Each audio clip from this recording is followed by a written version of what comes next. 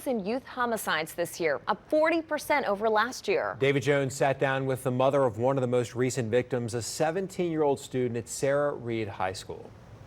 That's like the last thing you would ever want to hear. This mother, heartbroken. Try to remember everything now because it's all we have left to do. 17-year-old Sheldon Jefferson was one of two teens gunned down in Michoud on November 16th, along with his friend, 16-year-old Reginald Williams. The two were found dead in a still-running car on Michoud Boulevard. He was really the protector of us.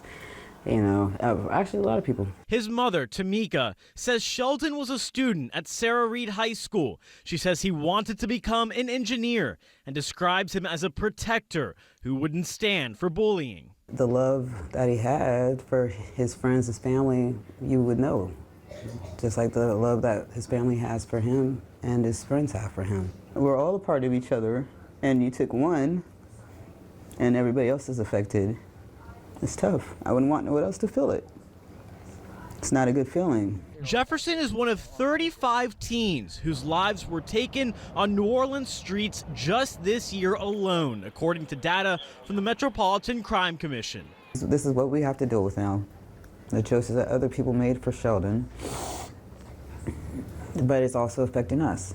And when you break down the data by police district, there's a stark increase in one in particular. What's driving the juvenile homicide victim rate is something that's going on in the 7th District in New Orleans East. Rafael Goyeneche is president of the Metropolitan Crime Commission. What is happening in the 7th District is something that the NOPD is cognizant of, but it is a serious problem. You have juveniles that are preying on juveniles. My child hadn't even really started living yet. Chandra Scott is the mother of another teen whose life was taken this month. 17-year-old Layla Scott was killed in a double homicide on the corner of Esplanade and Claiborne the night of Sunday, November 19th.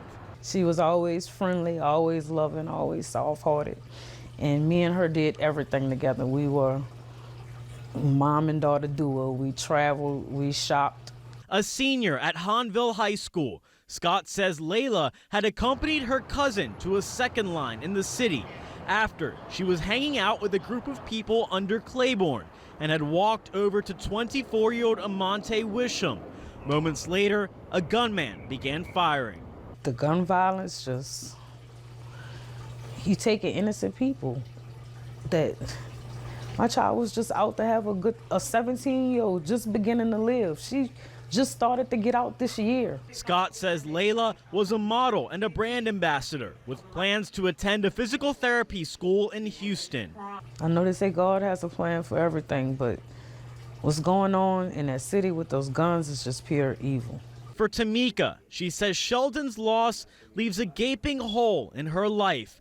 She still has the kitten he brought home with one of his 5 brothers.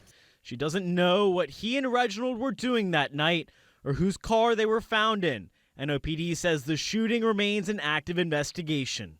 There's no justification in it. It just doesn't make sense. That's all we can do, make it through the day. We don't have a choice. Sheldon Jefferson, Reginald Williams, and Layla Scott's killings all remain under investigation by NOPD. No arrests have been made yet. 14-year-old Burnell James's life was also taken last week. James was an 8th grader at Kip Memorial. The school says James was a vibrant and compassionate member of their school community with a gentle spirit and a huge heart. Meg?